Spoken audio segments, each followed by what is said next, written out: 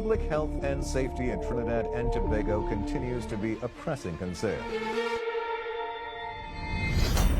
The Trinidad and Tobago Bureau of Standards is mandated to develop and promote national standards aimed at fostering health and safety. In this regard, the Bureau recently issued a national standard for driveway gates to help mitigate damages to property and injuries to persons. Following its release, the Bureau led by example and implemented the standard within its own facility. The Bureau's main gate has been outfitted with the 3 key safety features required by the standard.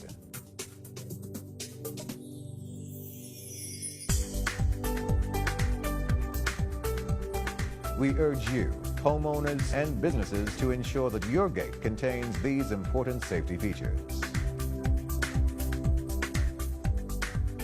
The Trinidad and Tobago Bureau of Standards, advancing quality for you.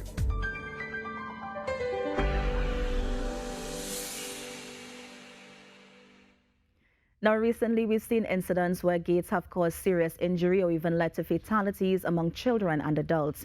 The Trinidad and Tobago Bureau of Standards is addressing the need for greater safety considerations in design, construction, installation and maintenance of manual and automatic sliding gates. Joining me to talk more about this is Standards Officer 3 at the Bureau of Standards Division, Mr. Darryl Thomson. Mr. Thomson, good morning. Thank you so much for joining us on Now.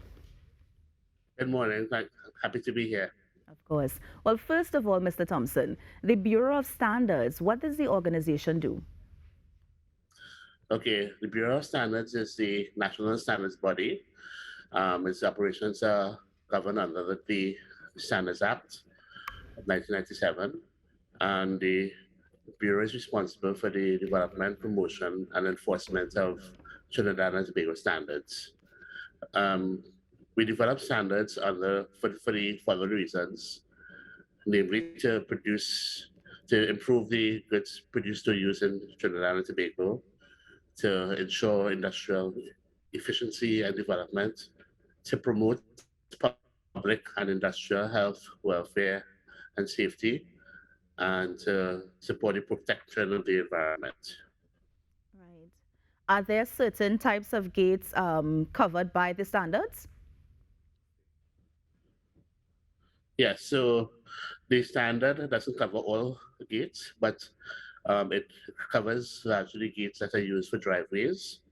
And this would apply to manual and automatic gates, slide and swing gates, and gates with a maximum length of 6.1 meters or 20 feet.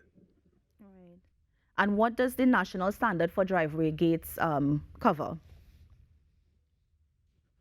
So specifically, it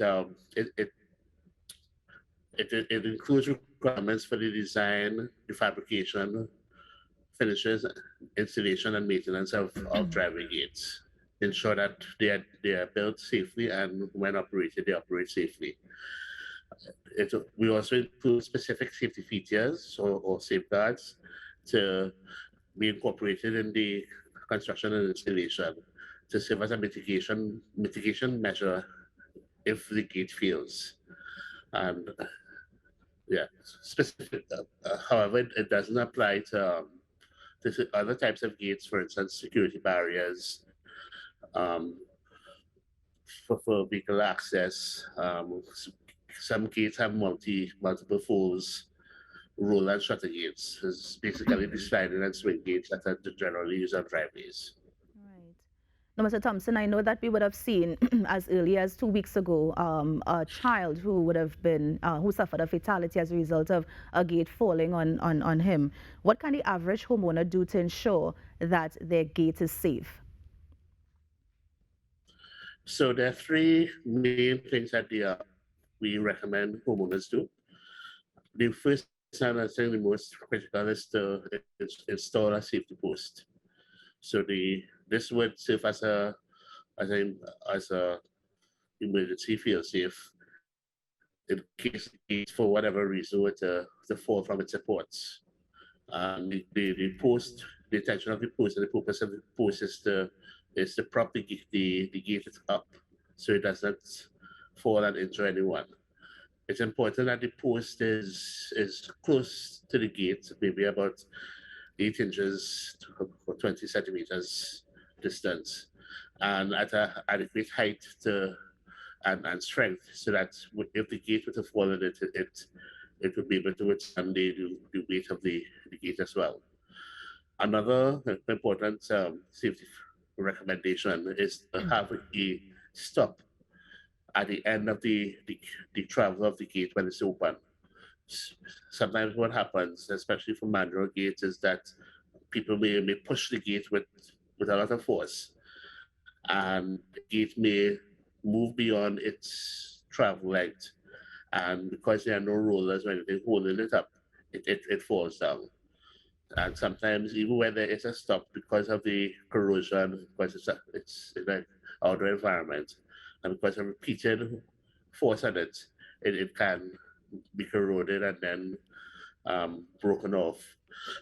So we recommend that the safety stop be securely designed and of sufficient strength so it can withstand the force of the gate closing, but that it also be regularly checked to ensure that it is still it hasn't been corroded and can still serve its function.